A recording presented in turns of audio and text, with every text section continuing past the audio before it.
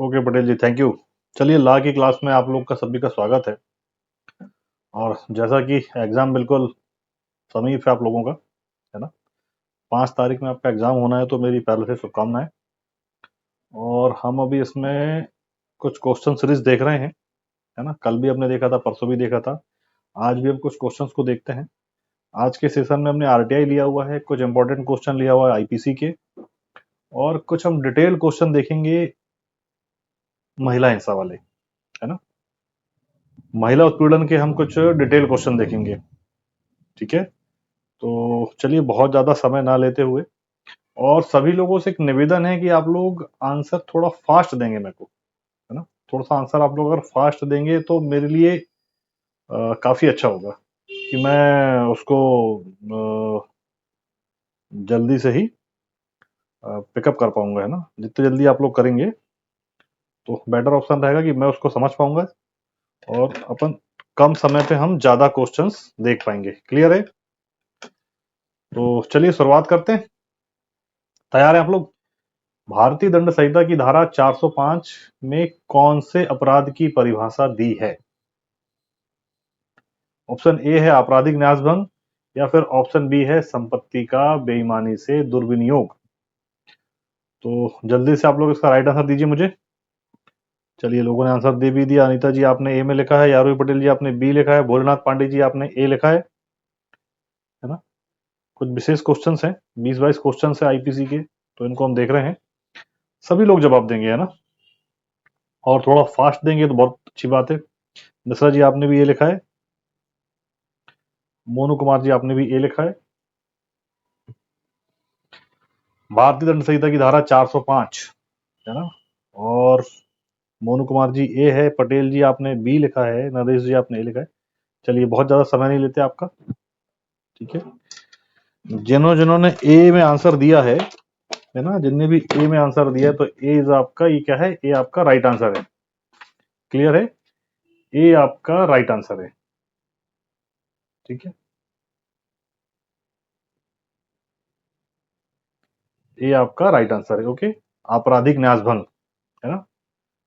भारतीय दंड संहिता की धारा 405 में आपराधिक नाशभंग की परिभाषा दी हुई है। क्लियर है?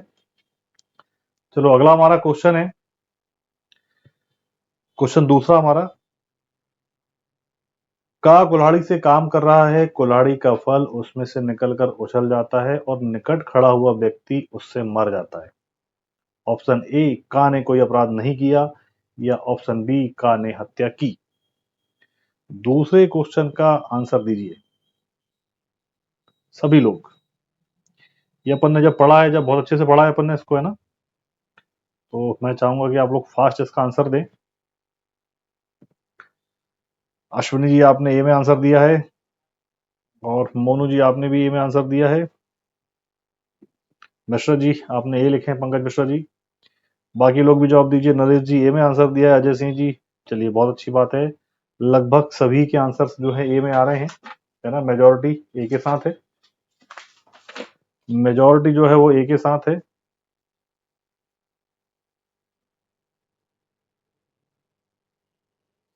कुल्हाड़ी से काम कर रहा था, कुल्हाड़ी का फल उसमें से निकलकर उछल जाता है और निकट खड़ा व्यक्ति उससे मर जाता है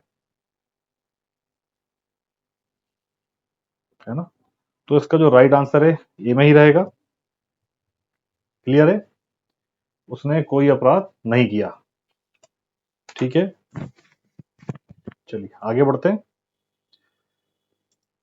हमारा तीसरा क्वेश्चन है, का ने बड़े अग्निकांड के समय आग को फैलने से रोकने के लिए ग्रहों को गिरा दिया, मतलब घरों को गिरा दिया। यह इस कार्य को मानव जीवन या संपत्ति को बचाने के आशय से सद्भावना पूर्वक करता है। इस संदर्भ में निम्न में सही कथन चयन कीजिए।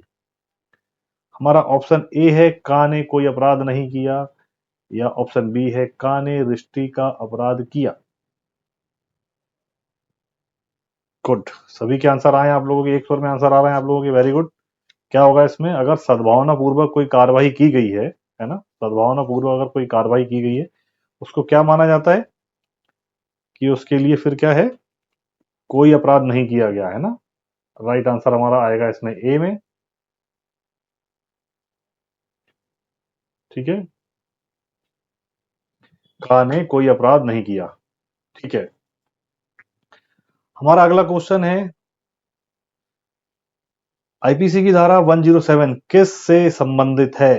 किसी बात का दुष्प्रेरण या फिर दुष्प्रेरक? 4 का आंसर। चलिए, अधिकतर लोगों ने आंसर दिया है। नरेश जी आपने ए लिखा है, अनंत यादव जी आपने भी ए लिखा है ना? सभी लोग ए में आंसर दे रहे हैं और आप सभी लोग बिल्कुल सही हैं। राइट आंसर क्या है इसका? इसका राइट आंसर ए ही होगा। क्लियर है? किसी बात का दुष्प्रेरण। ओके, चलो, ऐसे ही बहुत अच्छा लग रहा है, आप लोग फास्ट तरीके से बढ़ रहे हैं ना। अब हमारा अगला 5वां क्वेश्चन है, निम्नलिखित में से आईपीसी की कौन सी धारा में कूट रचना की परिभाषा दी है? धारा 462 या फिर धारा 463?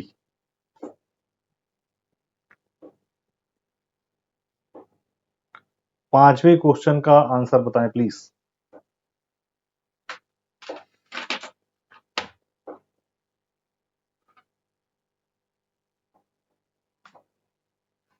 पांचवें क्वेश्चन का आंसर बताएंगे आप लोग सभी।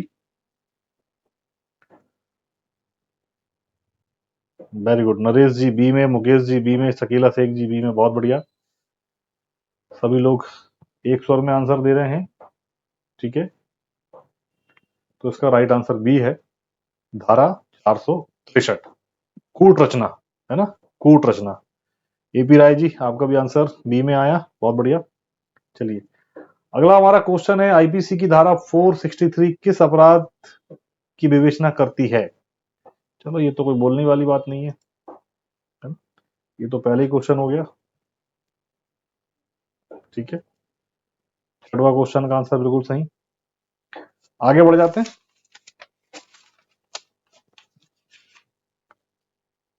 हमारा 7वां क्वेश्चन आपकी स्क्रीन पे है, भारतीय दंड संहिता की कौन सी धारा में पति या पत्नी के नातेदार द्वारा क्रूरता के विषय में अपराध का वर्णन है? धारा 498 या फिर धारा 498 का?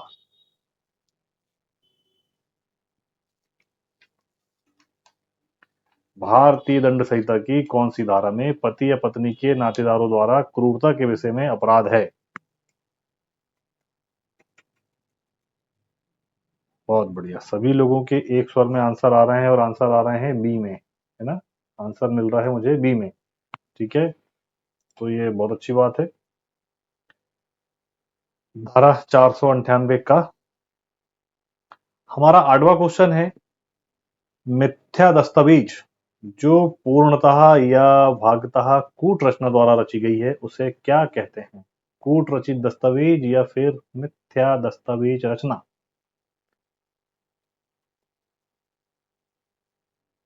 8वें का आंसर देंगे सभी लोग।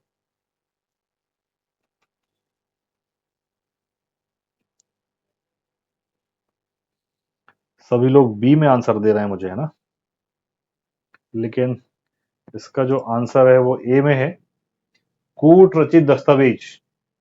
ठीक है, कूट रचित दस्तावेज बोलेंगे, आंसर ठीक करेंगे सभी लोग 8वें का, है ना? अधिकतर लोगों ने मुझे इसमें बी में आंसर दिया है, लेकिन इसका जो सही जवाब हो गया है कूट रचित दस्तावेज। आंसर इसका होगा ए। ठीक है, मंजू कुमारी जी, पंकज मिश्रा जी। आ, हमारा 9वां क्वेश्चन है, खा जिसकी मृत्यु हो चुकी है होने का उपदेश करने द्वारा का छल करता है? क्वेश्चन समझिए, क्वेश्चन 9वां, खा जिसकी मृत्यु हो चुकी है होने का उपदेश करने द्वारा का छल करता है? ऑप्शन ए, का ने छल का अपराध किया। ऑप्शन बी, का ने प्रतिरूपण द्वारा छल का अपराध किया। 9वें क्वेश्चन का आंसर बताएं।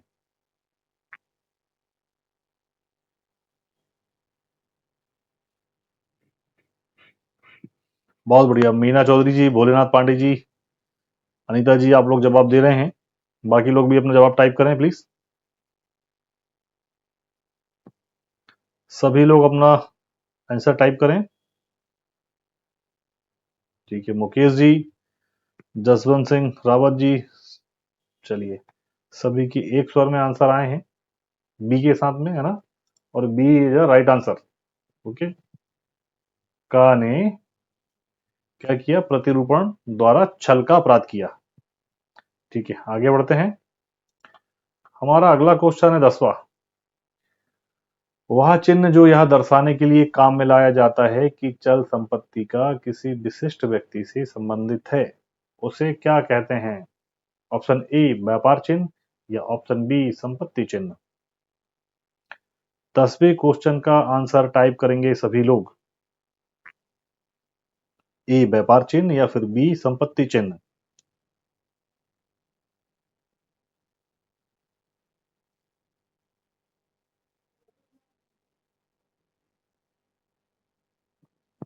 वह चिन्ह जो यह दर्शाने के लिए काम में लाया जाता है कि चल संपत्ति का किसी विशिष्ट व्यक्ति से संबंधित है, उसे क्या कहते हैं? चलिए, सभी लोगों का एक स्वर में आंसर आ रहा है बी में, और ये राइट आंसर है, संपत्ति चिन्ह कहेंगे। क्लियर है? हमारा क्वेश्चन 11वां है। घा की हत्या करने के लिए खा को का उकसाता है। घा की हत्या करने के लिए खा को का उकसाता है। खा ऐसी उकसाहट के अनुसरण में घा के विरुद्ध करता है। घा का घाव अच्छा हो जाता है। घा का घाव अच्छा हो जाता है। ऑप्शन ए का कोई अपराध का दोषी नहीं, या ऑप्शन बी का हत्या का दोषी है।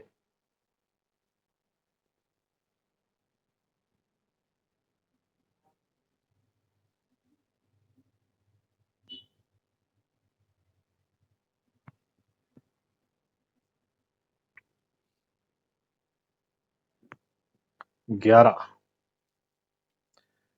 इसमें आप लोग दोनों तरह के आंसर आ रहे हैं, ए में भी आ रहे हैं और बी में भी आ रहे हैं। ठीक है, राइट आंसर इसका क्या होगा? कोई अपराध नहीं किया, है ना। ए जो है वो राइट है। ठीक है, क्या रहेगा? कोई अपराध का दोषी नहीं, क्योंकि उसका घाव ठीक हो गया है, वहां पे हुआ कुछ भी नहीं है ना। क्या होगा यहाँ पे? कोई भी अपराध का दोषी नहीं है। क्लियर है? और अब चलिए, हमारा 12वां क्वेश्चन स्क्रीन पर है। आईपीसी की कौन सी धारा उपेक्षा द्वारा मृत्यु कारित करना के अपराध से संबंधित है? आईपीसी की कौन सी धारा उपेक्षा द्वारा मृत्यु कारित करने की धारा से अपेक्षित है? ऑप्शन ए 304 का, या फिर ऑप्शन बी धारा 304 खा, 304 ए, या सेक्शन 304 बी। 12वें क्वेश्चन का आंसर देंगे सभी लोग। मीना जी आपने लिखा है 12 का बी, मतलब आप धारा 304 खा के साथ है। मोनू जी आपने ए लिखा है। पांडे जी आपने ए लिखा है। 12वें का आंसर। डीएम त्रिपाठी जी आपने ए लिखा है। बाकी लोग भी अपने आंसर फटाफट टाइप करिए।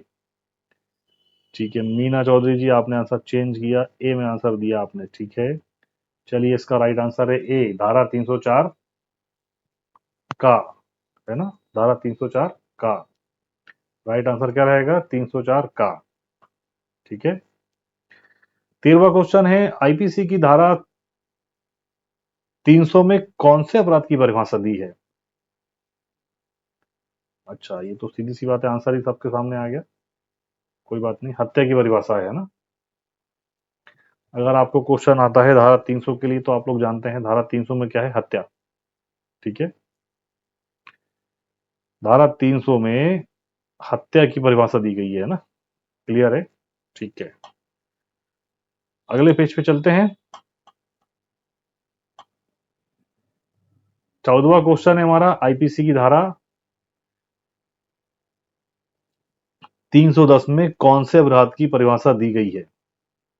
ऑप्शन ए चोरी, ऑप्शन बी ठग। बहुत जल्दी आंसर आना चाहिए 14वें क्वेश्चन का, है ना, क्योंकि चोरी को हम पढ़ चुके हैं।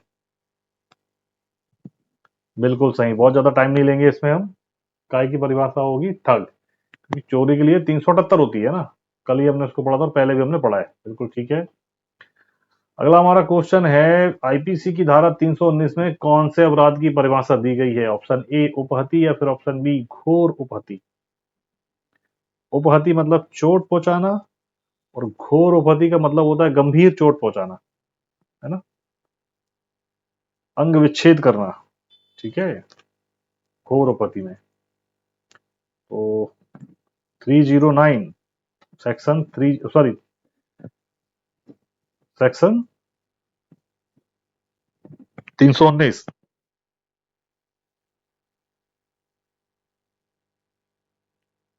ओके, सभी लोगों के आंसर एक स्वर में आ रहे हैं, उपहती। ठीक है, देख लेते हैं आंसर सही है गलत है। आंसर बिल्कुल सही है। ठीक है, हमारा जो 15वां क्वेश्चन है इसका राइट आंसर है उपहती। ठीक है, चलिए 16वां क्वेश्चन है, निम्नलिखित में से किसका वर्णन करती है भारतीय दंड संहिता की धारा 100, है ना, सेक्शन 100 किसका वर्णन करती है? ऑप्शन ए शरीर तथा संपत्ति की प्राइवेट प्रतिरक्षा का अधिकार, या ऑप्शन बी शरीर की प्राइवेट प्रतिरक्षा के अधिकार का विस्तार मृत्यु कारित करने पर कब होता है ना। ये दो ऑप्शन दिए गए हैं। 16वें क्वेश्चन का आंसर दीजिए।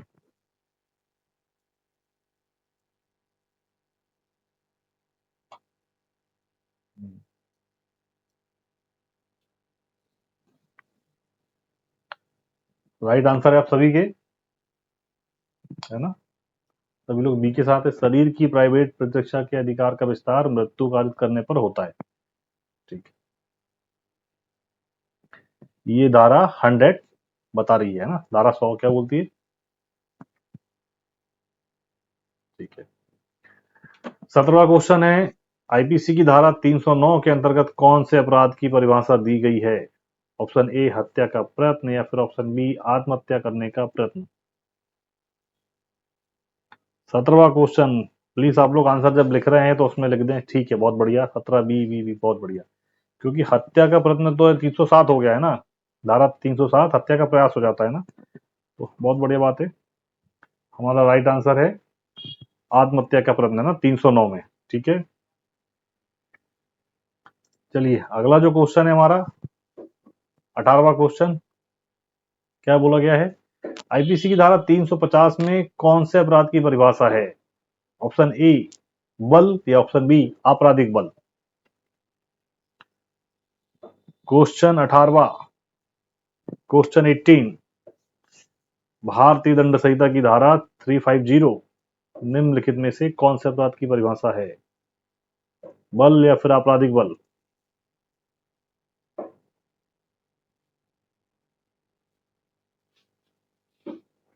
ठीक है, कुछ एक के आंसर जो है ए में है, बाकी अधिकतर लोगों के आंसर बी में है। तो आपका जो राइट आंसर आएगा 350 में आपराधिक बल की परिभाषा दी हुई है। ठीक है, काय की परिभाषा दी हुई है? आपराधिक बल की, है ना। क्वेश्चन 19वां क्वेश्चन हम देख रहे हैं, निम्नलिखित में से कौन से अपराध की परिभाषा भारतीय दंड संहिता की धारा 339 में दी हुई है? सदोष अवरोध या फिर सदोष परिरोध। 19 का आंसर। ठीक है, सभी लोग ए में आंसर दे रहे हैं 19 का, बहुत बढ़िया, आप लोग सभी सही हैं, ज्यादा टाइम आपका खराब नहीं करते। सदोष अवरोध, है ना, सदोष अवरोध, बहुत बढ़िया। तो आगे बढ़ते हैं। अभी यहां तक हमने क्या देखा? हमने यहाँ पे आईपीसी के कुछ विशेष क्वेश्चंस को देख लिए। अब कुछ क्वेश्चंस को हम डिटेल्स में देख लेते हैं ना। ठीक है, अधिकतर ये चीजें सुनने में आती, इससे रिलेटेड क्वेश्चन आएंगे तो आप लोग समझ पाएंगे हरासमेंट कैसे या क्या होता है ना, हरासमेंट केस क्या होता है। ठीक है, तो इसको थोड़ा सा डिटेल समझ लेते हैं, ताकि इससे रिलेटेड क्वेश्चन जब बन के आए तो आप लोग समझें, है ना। शारीरिक रूप से किए गए उत्पीड़न को यौन उत्पीड़न, सेक्सुअल हरासमेंट कहा जाता है। इसमें किसी व्यक्ति को उसकी मर्जी के बिना छूना, जबरदस्ती या शक्ति का प्रयोग करना और शारीरिक रूप से कोई यौन संबंधी कार्य करने के लिए मजबूर करना शामिल है।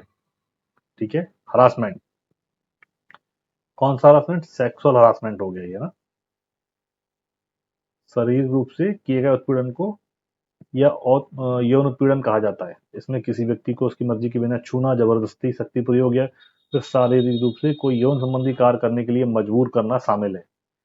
तो ये आप लोग को याद रहेगा, अगर ये क्वेश्चन आपको आता है सेक्सुअल हरासमेंट में, तो आप इसमें सही आंसर दे पाएंगे, है ना।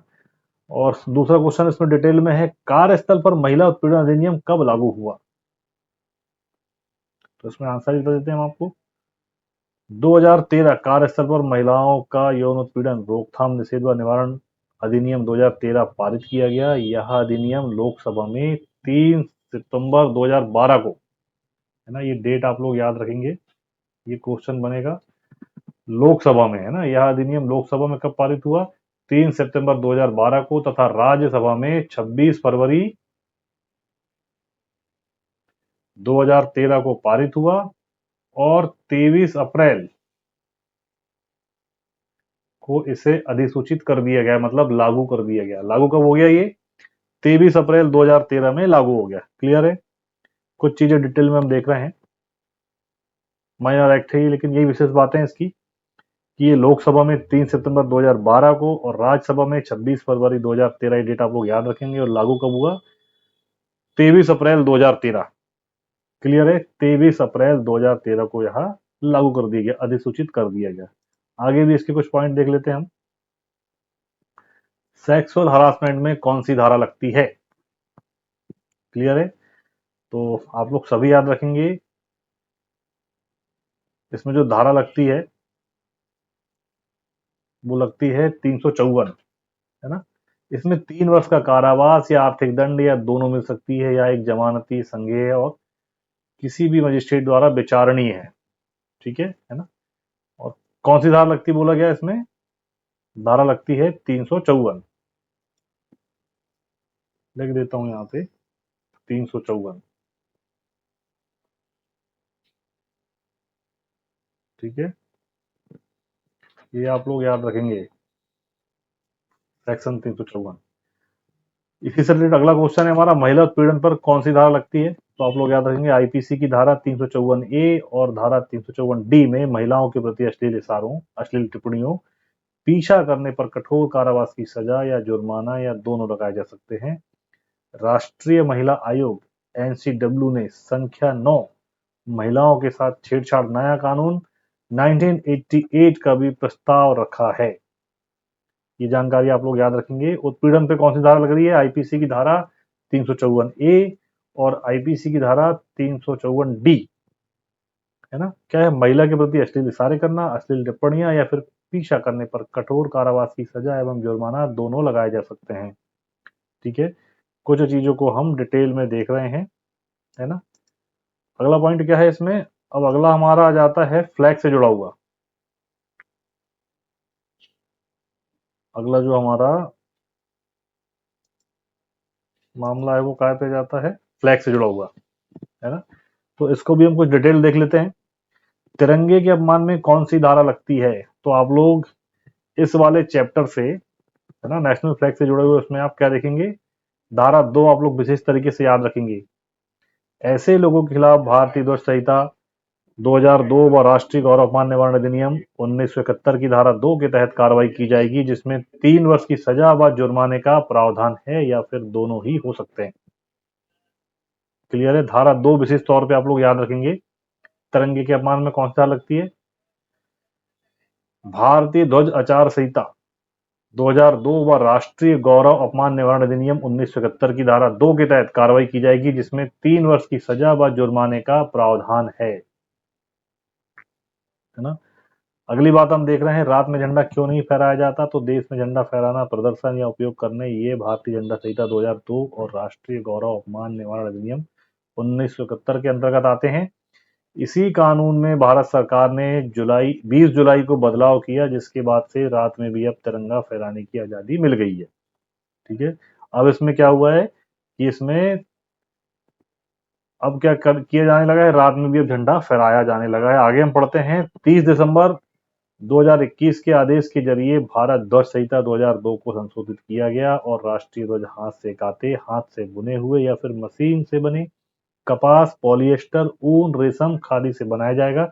यानी संशोधन करके पॉलिएस्टर और मशीन से बने झंडे को भी अनुमति दे दी गई है। क्लियर है? पहले झंडा रात में नहीं फहराया जाता था, सूर्योदय के बाद और सूर्यास्त के पहले तक ही फहराया जाता था, लेकिन अभी क्या है, अब दिन रात 24 घंटे झंडा फहराया जाता है। क्लियर है? इसी से जुड़ा हुआ कुछ और विशेष टॉपिक हम देखते हैं। पिंगली वेंकैया, है ना, ये आपका जीके का क्वेश्चन हो गया। कभी अगर ये आपको आए कि भारत के झंडे को किसने डिजाइन किया था, तो आप लोग याद रखेंगे भारत की ध्वज का डिजाइन जो पहली बार कब हुआ था, 1921 में अखिल भारतीय कांग्रेस के नेता महात्मा गांधी को प्रस्तुत किया गया था। पिंगली वेंकैया या इन्हें पिंगले भी बोला जाता है, इनके द्वारा बनाया गया था, है ना, पिंगली वेंकैया के द्वारा बनाया गया था। Flag code of India, Bharat के राष्ट्रीय ध्वज को दिन रात में फहराने की अनुमति देने के लिए केंद्र सरकार ने भारतीय ध्वज संहिता में संशोधन किया।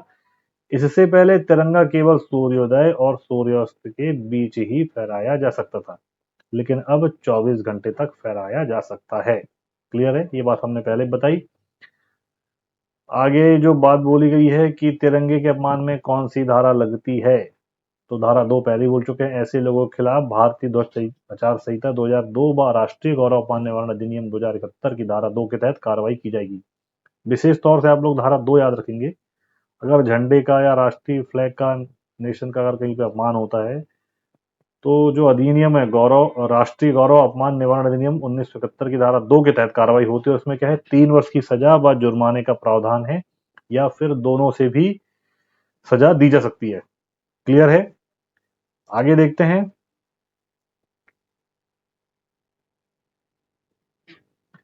अधिनियम 1971 क्या है, अगर ये क्वेश्चन आपको कभी आए, अधिनियम 1971 क्या है, तो राष्ट्रीय गौरव अपमान निवारण अधिनियम 1971 है ना। Prevention of insult of nation honour act 1971, ठीक है। इसका संक्षिप्त नाम की अगर बात करें तो राष्ट्र गौरव अपमान निवारण अधिनियम 1971 है, और इसका विस्तार जो है संपूर्ण भारत पर है, इसका विस्तार संपूर्ण भारत पर है।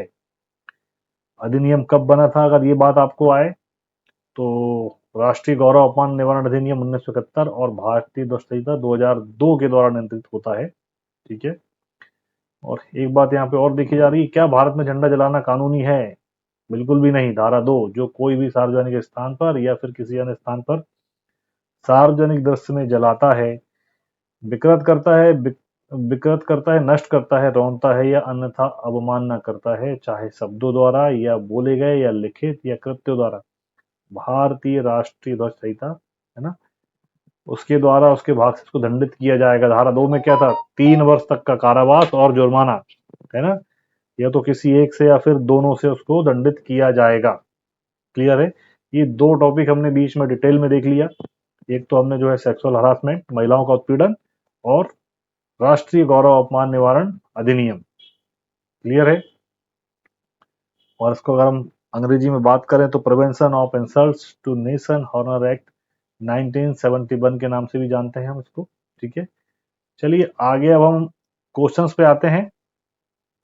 क्लियर है, तो आप लोग सभी समझ पा रहे हैं ना जो चीजें मैं समझा रहा हूं आपको, ठीक है। अब हम क्वेश्चन पे आ गए हैं, तो चलिए आरटीआई का क्वेश्चन हमने यहाँ पे उठा लिया है। हमारा पहला क्वेश्चन है, सूचना का अधिकार अधिनियम 2005, आरटीआई एक्ट 2005 का विस्तार। सभी लोग अपने अपने आंसर देंगे। Option A all over India, option B Jammu Kashmir राज्य के सिवाय संपूर्ण भारत पर, ऑप्शन सी केंद्र शासित राज्यों को छोड़कर संपूर्ण भारत पर, और ऑप्शन डी गोवा और नागालैंड राज्यों के सिवाय संपूर्ण भारत पर। चलिए आंसर दीजिए सभी लोग। बहुत बढ़िया, सभी के एक स्वर में आंसर है, संपूर्ण भारत पर, है ना, संपूर्ण भारत पर, बिल्कुल राइट आंसर है आप लोगों के, ठीक है। अगला हमारा क्वेश्चन है, आरटीआई एक्ट 2005 में कुल कितनी धाराएं और कितने चैप्टर्स हैं, है ना, कितने सेक्शंस और कितने चैप्टर्स हैं। ऑप्शन ए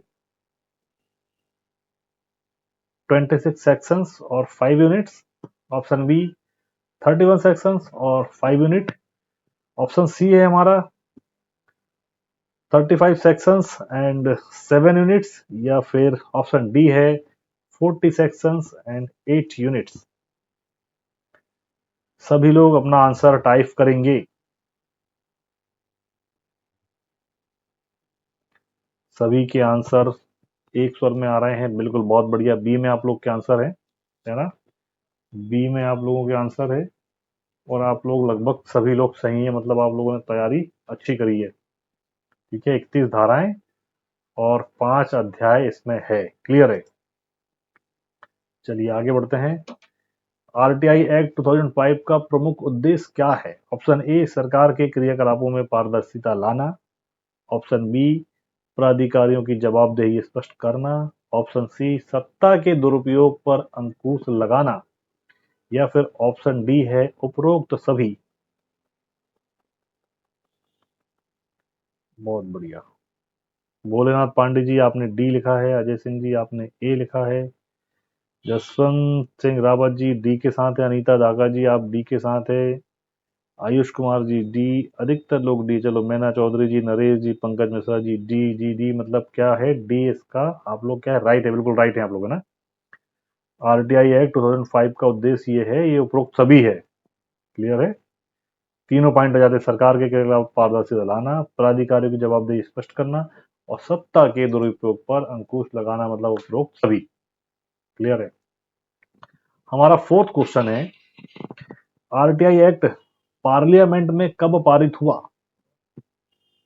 बहुत बढ़िया क्वेश्चन है ये, अपन ने बहुत अच्छे से पढ़ा है इसको। ऑप्शन ए 12 जून 2005, ऑप्शन बी 12 मई 2005, ऑप्शन सी 11 अक्टूबर 2005, या फिर ऑप्शन डी 11 नवंबर 2005।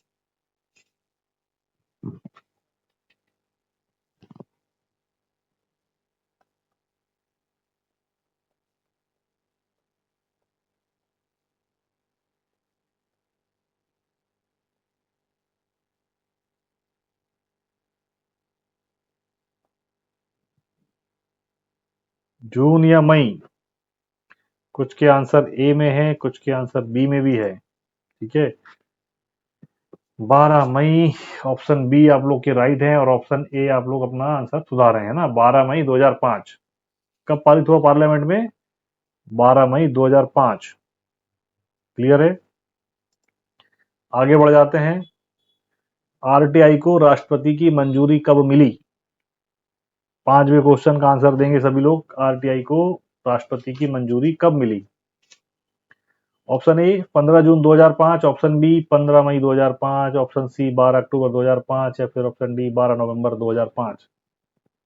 तो 15 मई 2000 12 मई 2005 को तो क्या है, उसको पार्लियामेंट में पारित किया गया है ना।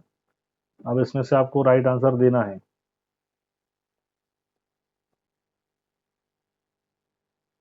अधिकतर लोग पांच में ए के साथ है।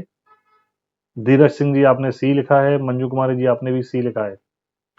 राष्ट्रपति की मंजूरी मिलना और उसका लागू होना, ये दोनों में अंतर है ना।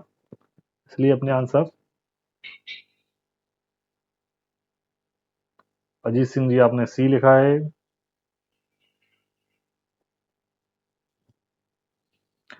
और हमारा पांचवे का राइट आंसर होगा ए 15 जून 2005, है ना। राइट आंसर होगा ए। राष्ट्रपति की मंजूरी मिली अगर क्वेश्चन आता है तो आप लोग याद रखेंगे 15 जून 2005। ठीक है।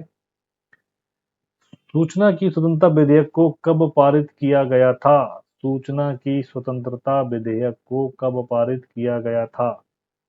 वर्ष 2004 में, वर्ष 2005 में, वर्ष 2002 में, या फिर वर्ष 2006 में? सातवां क्वेश्चन का आंसर देंगे सभी।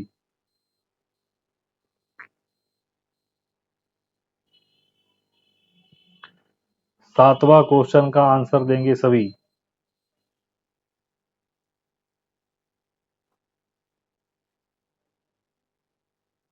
2002 में आंसर आ रहे हैं सभी के, है ना। Very good.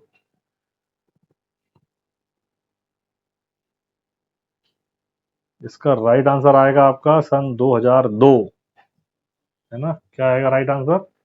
सन 2002। क्लियर है? सूचना की स्वतंत्रता का विधेयक पारित किया गया था सन 2002 में। क्लियर है? अगला क्वेश्चन देखते हैं, आठवां। पूरे भारत में सूचना का अधिकार अधिनियम 2005 कब लागू किया गया? ये बड़ा अच्छा क्वेश्चन है। आठवां क्वेश्चन, 11 मई 2005, 11 जून 2005, 12 जुलाई 2005, या फिर 12 अक्टूबर 2005। बहुत बढ़िया तरीके से पढ़ा था हमने ना, आरटीआई जब पढ़ा था पूरा हमने, तो चलिए आंसर भी आप लोगों के बहुत अच्छे से आ रहे हैं। 8D 8D 8D है ना, बहुत बढ़िया। तो ये राइट आंसर है 12 अक्टूबर सन 2005। क्लियर है। आगे बढ़ जाते हैं। हमारा 9वां क्वेश्चन है, इस कानून के राष्ट्रीय स्तर में लागू होने से पहले कितने राज्यों ने लागू किया हुआ था? आरटीआई पूरे भारत में लागू होने के पहले ही कितने राज्यों ने लागू किया हुआ था? 9, 8, 7 और 5।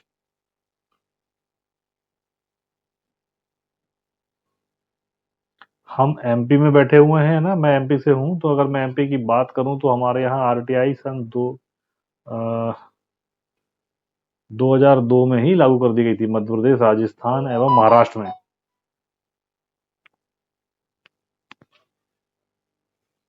चलिए, डीएम त्रिपाठी जी आपने बी में लिखा है, संतोष जी आपने 9 लिखा है, मतलब आप ए के साथ हैं।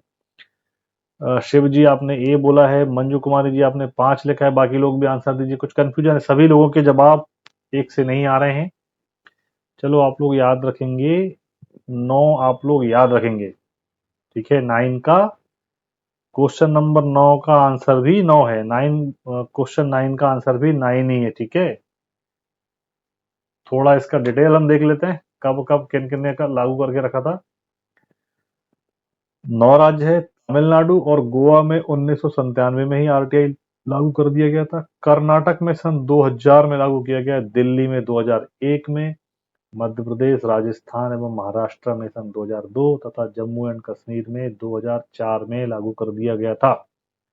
और बात करें संपूर्ण भारत की तो फिर 2005 में इसको लागू कर दिया गया, है ना, 12 अक्टूबर सन 2005 से। क्लियर है। चलो, ये बहुत अच्छा क्वेश्चन है। विश्व में सबसे पहले किसने सूचना का अधिकार कानून 1766 में लागू किया? Option A Sweden, option B Bharat, option C Canada, option D France. तो भारत का तो नाम हो ही नहीं सकता, है ना, क्योंकि हम देख रहे हैं भारत में तो 12 अक्टूबर 2005 में लागू किया गया, तो बाकी का क्या है? वेरी गुड, सभी लोग को याद है स्वीडन, है ना, सभी को याद है स्वीडन, ऑप्शन ए स्वीडन, ठीक है, ऑप्शन ए स्वीडन में। ये याद रखेंगे आप, सबसे पहले 1766 में स्वीडन, भारत 2005, कनाडा 1982, फ्रांस 1978 और मैक्सिको 2002, ठीक है।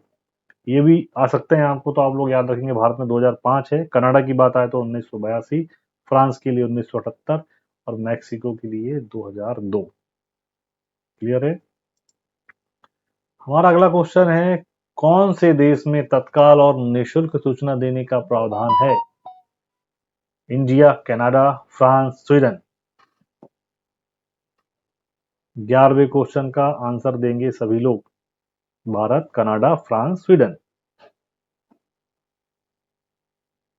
क्वेश्चन 11वां, अश्विनी जी आपने लिखा है ए, है ना, भारत में निशुल्क और तत्काल सूचना देने का प्रावधान नहीं है। शुल्क देनी होती है हमें, है ना, 10 रुपए की शुल्क देनी होती है, जब हम फॉर्म देते हैं तब 10 रुपए की शुल्क देनी होती है, डीडी के द्वारा या फिर जहां जैसी व्यवस्था हो, ठीक है।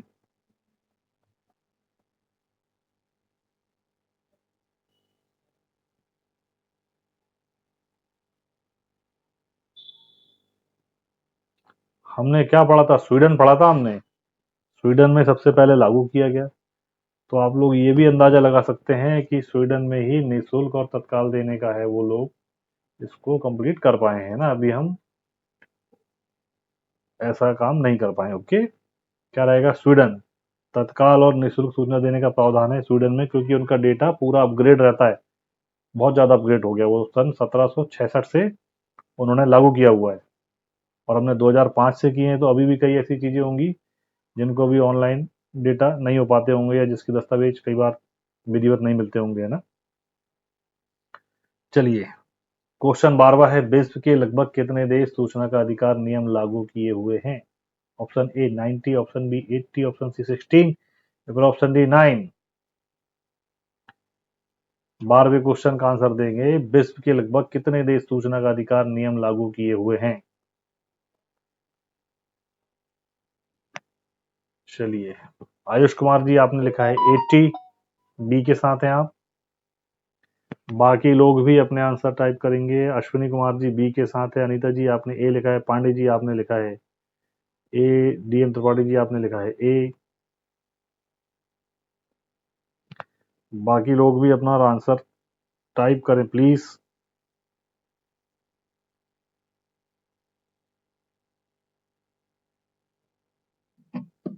80 या 90? अधिकतर लोग ए के साथ है, अधिकतर लोग बी के साथ है, लेकिन जितने भी लोग बी के साथ है वो राइट है ना। 80 देशों ने, विश्व के लगभग 80 देशों ने, 80 देशों ने, है ना। ये आंसर लगभग में है, ठीक है। और क्या है, बी यहाँ पे राइट आंसर है, ठीक है। सभी लोग अपने आंसर में करेक्शन करेंगे। 13वां क्वेश्चन है हमारा, सूचना का अधिकार देने के उद्देश्य में क्या सही नहीं है? स्पीड से आंसर आने चाहिए इसका, है ना। भ्रष्टाचार को रोकना, सरकार का दक्ष प्रचालन सुनिश्चित करना, लोकतांत्रिक आदर्श की संप्रभुता को बनाए रखना, या ऑप्शन डी गरीबी, जनता की गरीबी को दूर करना। क्या सही नहीं है आरटीआई के तहत, क्या सही नहीं है? 13वां क्वेश्चन। चलो, बहुत ज्यादा कुछ बोलने की जरूरत नहीं है, सभी को आंसर पता है, जनता की गरीबी को दूर करना इसका ऑप्शन सही नहीं है। जनता की गरीबी दूर करना इसका उद्देश्य नहीं है। भ्रष्टाचार रोकना, सरकार का दक्ष प्रचालन सुनिश्चित करना और लोकतंत्रात्मक आदर्श की संप्रभुता को बनाए रखना, ये इसका उद्देश्य है। क्लियर है? ठीक है, आगे बढ़ते हैं। 14वां क्वेश्चन है, आरटीआई एक्ट 2005 के तहत नागरिकों को निम्न शक्तियां प्राप्त है, उसमें से कौन सा गलत है? ऑप्शन ए सरकार से कोई भी सूचना प्राप्त करना, ऑप्शन बी सरकारी निर्णय की प्रति प्राप्त करना, ऑप्शन सी सरकारी दस्तावेज का निरीक्षण करना, ऑप्शन डी केंद्रीय आरक्षित पुलिस बल की सूचना प्राप्त करना। 14वां, 14वां का आंसर देंगे सभी लोग। पांडे जी आप ए के साथ है, सरकार से कोई भी सूचना प्राप्त करना। संतोष जी डी लिखे हैं, पांडे जी आपने ए लिखे हैं। आयुष जी डी के साथ है, शकीला शेख जी आपने डी में दिया है D D. Maina Chaudhary ji D, Naresh ji D, Manju Kumari ji, Shiv ji, Santosh Kumar ji D, Deepak Gaikwad ji D. ठीक है, मतलब केंद्रीय आरक्षित पुलिस बल की सूचना प्राप्त करना, और आप लोग राइट हैं। जिन्होंने भी आंसर डी में दिया है, डी वाले सभी राइट हैं। ओके, है ना। केंद्रीय आरक्षित पुलिस बल की सूचना आप प्राप्त नहीं कर सकते। ठीक है, धीरज सिंह जी आप भी सही हैं। चलिए अगला क्वेश्चन देखते हैं, हमारा 15वां क्वेश्चन है, आरटीआई पारित नहीं होता, सूचना के अधिकार पर पारित नहीं होता, सरकारी निर्णय की प्रति प्राप्त करना, सरकारी दस्तावेज का निरीक्षण करना, या गोपनीयता अधिनियम 1923। ऑप्शन डी कोई नहीं। 15वें क्वेश्चन का आंसर टाइप करेंगे सभी।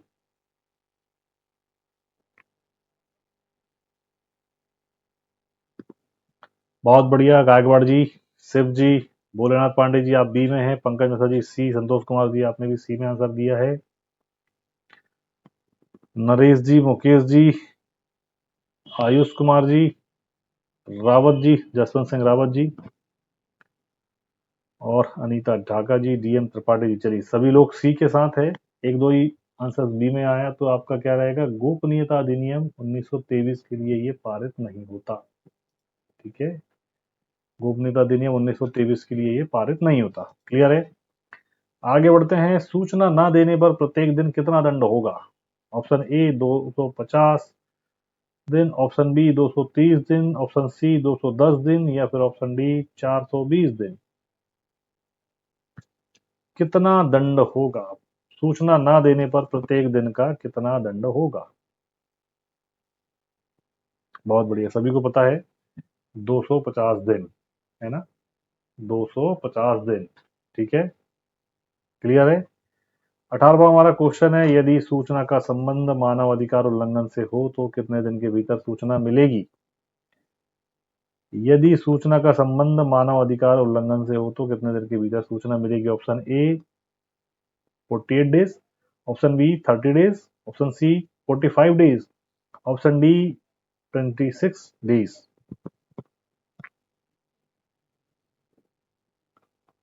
अधिकतर लोग ए के साथ जा रहे हैं, 48 डेज है ना, यदि सूचना का संबंध। लेकिन आप लोग करेक्शन करिए कुछ, है ना। आयुष कुमार जी, आपका राइट आंसर है। अधिकतर लोगों ने 30 दिन लिखा है, किसी ने ए भी लिखा है, बी भी लिखा है, लेकिन इसका जो सही आंसर है वो है 45 दिन। आप लोग याद रखेंगे, यदि सूचना का संबंध मानव अधिकार उल्लंघन, ह्यूमन राइट वायलेंस से अगर जुड़ा हुआ मामला है तो सूचना आपको दी जाएगी 45 डेज में, है ना। मतलब ऑप्शन सी हमारा यहाँ पे सही होगा, है ना। ऑप्शन सी हमारा यहाँ पे सही होगा। और अगर व्यक्ति के जीवन से जुड़ा हुआ अगर कोई मामला है तो उसको 48 घंटे में प्रोवाइड करना होता है। क्लियर है। चलिए आगे बढ़ते हैं। 19वां क्वेश्चन, सूचना प्राप्त करने हेतु आवेदन शुल्क कितना होगा? ये तो एक बार में आंसर दे दीजिए आप।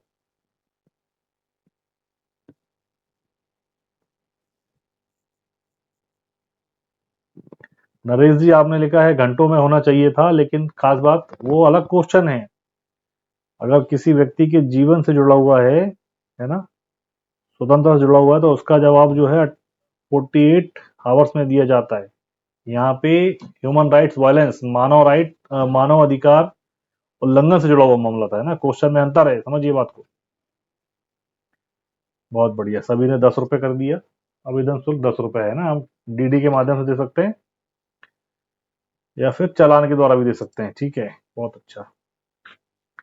अगला हमारा क्वेश्चन है 20वां, सूचना प्राप्त करने हेतु आवेदन शुल्क किन्हें नहीं देना होगा? पुलिस, मंत्रियों, गरीबी रेखा के नीचे के व्यक्तियों, या फिर कोई नहीं? इसका भी जवाब बहुत जल्दी आना चाहिए। क्वेश्चन 20वां का,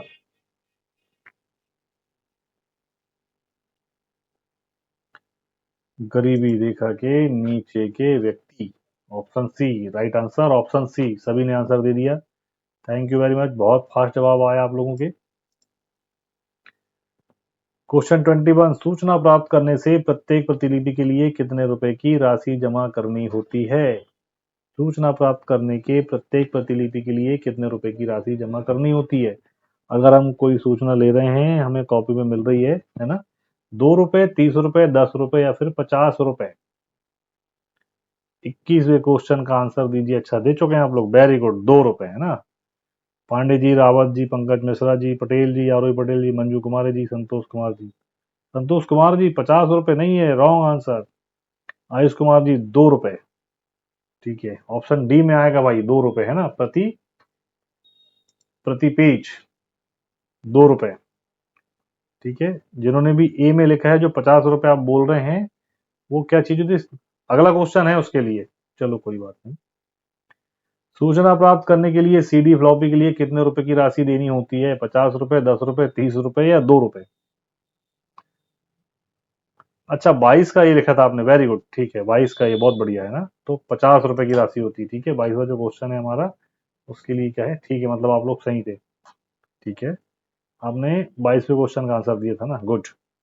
आयुष जी, ठीक है, 22 का ए, वेरी गुड।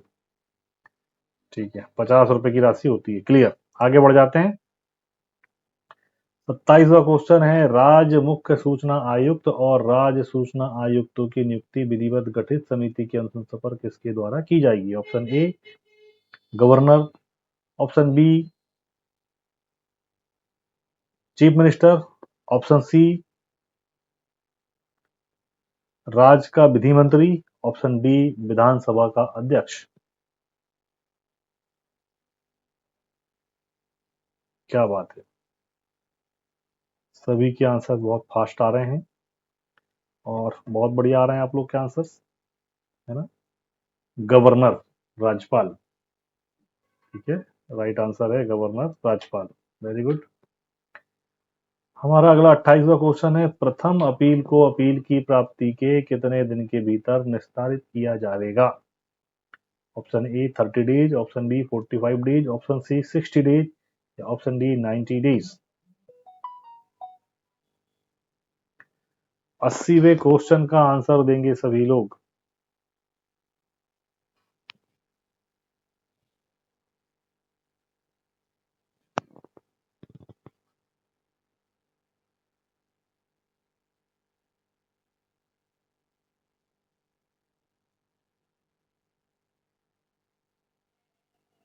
मीना चौधरी जी 90 डेज लिखा है आपने, संतोष जी आपने डी लिखा है, आयुष कुमार जी 30 लिखे हैं, मंजू कुमारी जी ए के साथ है, नरेश जी आप भी ए के साथ है, हैप्पी राज जी आपने 90 डेज लगाए, डीएम त्रिपाठी जी आपने डी लिखा है 90 डेज, है ना।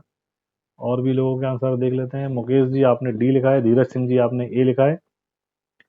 चलिए जितने भी लोग ए के साथ में हैं आप लोग सही हैं, है ना। 30 दिन प्रथम अपील होती है, 30 दिन, ठीक है, 30 डेज, क्लियर है। अगला हमारा 30वां क्वेश्चन है, केंद्रीय सूचना आयोग का गठन धारा 12 के अंतर्गत कौन करेगा? राज्य सरकार, केंद्र सरकार, ए या बी दोनों, या फिर कोई नहीं? 30वें क्वेश्चन का आंसर टाइप करें। स्टेट गवर्नमेंट, सेंट्रल गवर्नमेंट, या फिर दोनों सरकारें, ए व बी दोनों? क्या बात है, लगभग सभी के आंसर बहुत अच्छे आ रहे हैं। मंजू कुमारी जी, धीरज सिंह जी, नरेश जी, अनंत यादव जी, पंकज मिश्रा जी, आयुष जी, त्रिपाठी जी, अश्वनी कुमार जी, हैप्पी राज जी, संतोष जी, दीपक गायकवाड़ जी, बहुत बढ़िया तैयारी है आप लोगों की। केंद्रीय सरकार, है ना, क्या है राइट आंसर? केंद्रीय सरकार, केंद्रीय सरकार, क्लियर है। लास्ट के क्वेश्चन देख रहे हैं हम। केंद्रीय सूचना आयोग का गठन किस धारा के अनुसार किया गया है? धारा 12, धारा 13, धारा 14, धारा 15?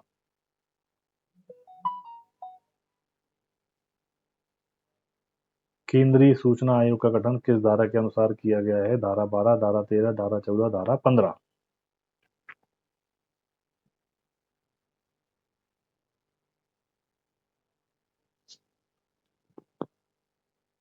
बहुत बढ़िया, अधिकतर लोगों के आंसर सही हैं। गायकवाड़ जी अपना आंसर में करेक्शन करिए। आयुष कुमार जी राइट आंसर है आपका, चलिए बहुत बढ़िया। नरेश जी, जितने भी लोग एक ही साथ है ना, शकीला शेख जी, नरेश जी, आयुष जी, मुकेश जी, जसवंत रावत जी, अजय, दीपक गायकवाड़ जी, संतोष जी और धीरज सिंह जी, आप लोग सभी एक के साथ है। त्रिपाठी जी, धारा 12, है ना, राइट आंसर है धारा 12, क्लियर है। हमारा 32वां क्वेश्चन है, राज्य सूचना आयोग का गठन किस धारा के अंतर्गत किया जाता है?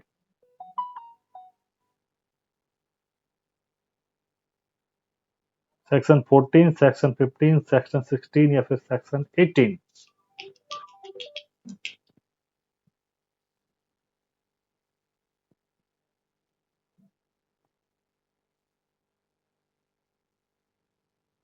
आंसर टाइप करिए सभी लोग।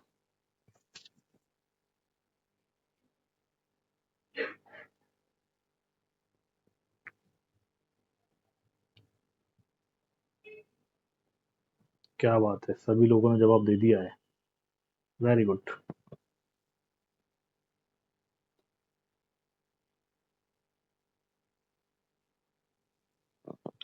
इसमें आधे लोगों के जवाब ए के साथ है, आधे लोगों के जवाब बी है ना, और मेजोरिटी बी के साथ है।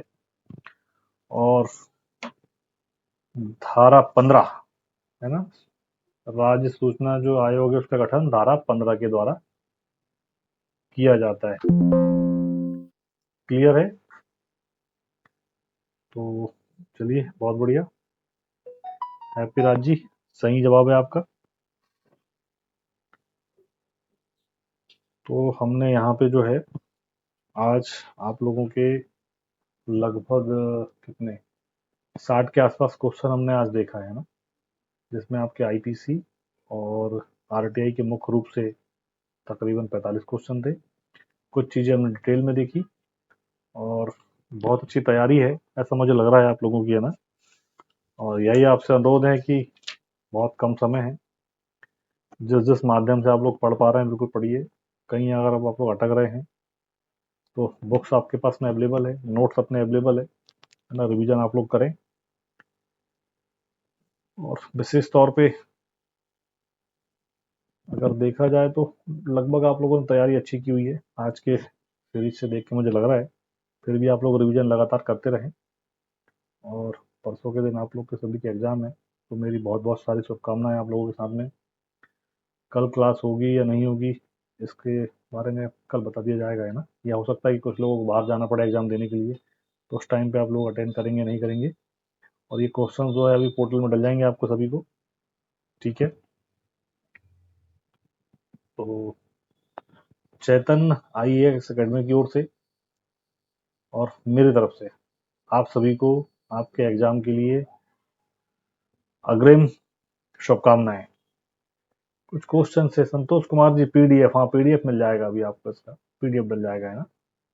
हैप्पी राज जी, ओके, जय Hind. Ashwini Kumar ji, good night. Minor act में कौन कौन से हैं sir? Ayush Kumar ji, minor act बहुत सारे हैं सर। RTI है, ह्यूमन राइट्स है आपका, माता पिता भरण पोषण, है ना, वरिष्ठ नागरिक। आज हमने 2 सेक्शन और देखे थे उसमें, महिला उत्पीड़न, काफी सारे हैं वो तो। पूरा आपका एक चैप्टर से ही होगा, है ना। तो चलिए, मेरी बहुत सारी शुभकामनाएं आप सभी को। और अगर कुछ ऐसे मॉडल आंसर क्वेश्चन मिलते हैं तो उनको भी हम आप लोग के लिए रेडी करके पोर्टल में डाल देंगे, है ना। तो चलिए, जय हिंद सभी को, शुभ रात्रि।